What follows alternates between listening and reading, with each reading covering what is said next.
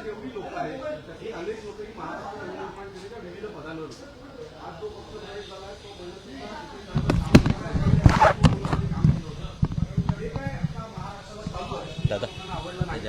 एक खंबीर नेतृत्व हवं होतं, सन्मानाने काम करता यायला पाहिजे होतं, म्हणून आज संतोषनी पुन्हा मनसेमध्ये प्रवेश केलेला आहे. असे अनेक प्रवेश ठाणे, पालघर, मुंबईमधनं येत्या काळात तुम्हाला पाहायला मिळतील, ज्यांना पुन्हा महाराष्ट्र नवनिर्माण सेनेत यायचंय. आत्ता जर तुम्ही नीट पाहिलात तर विविध पक्षांमध्ये आमदार, नगरसेवक हे महाराष्ट्र नवनिर्माण सेनेतनं पहिले निवडून आलेली सगळी लोक आहेत जी तिकडे गेली होती. तर ती सगळे आता परतीच्या वाटेवर आहेत. तुम्हाला पुढच्या काही दिवसात प्रचंड मोठ्या प्रमाणात मनसेतनं जे नगरसेवक आमदार बाहेर गेलेले ते तुम्हाला पुन्हा येताना दिसतील आणि त्याची एक झलक ही येत्या साहेबांच्या नाशिकच्या दौऱ्यामध्ये तुम्हाला दिसून येईल. ठाणे आणि कल्याण जो शिवसेना शिंदे गटाचा बालेकिल्ला मानला जातोय त्यामध्ये हे अशा प्रकारे खिंडार पुन्हा एकदा पडेल.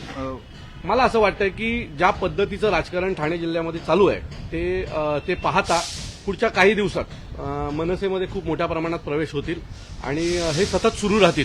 कारण आयाराम गयाराम सगळ्यांनाच तिकडे घेतलं जातंय आणि त्यामुळे तिथे जे निष्ठावंत आहेत ते प्रचंड नाराज आहेत आणि जे निष्ठावंत नाराज आहेत त्यांना मनसे हा एक चांगला ऑप्शन वाटतोय. त्यामुळे हे सगळेच महाराष्ट्र नवनिर्माण सेनेत येत्या काळात आलेले तुम्हाला दिसतील. पुढच्या काळामध्ये राज्यसभेच्या निवडणूक आहेत, मनसेकडे सुद्धा एक महत्वाचं मत आहे. या मतासंदर्भात आगामी काळामध्ये काय विचार होणार? मला वाटतं की याच्या बाबतीत पक्षाचे प्रवक्ते आणि सन्माननीय साहेब याविषयी सविस्तर बोलतील.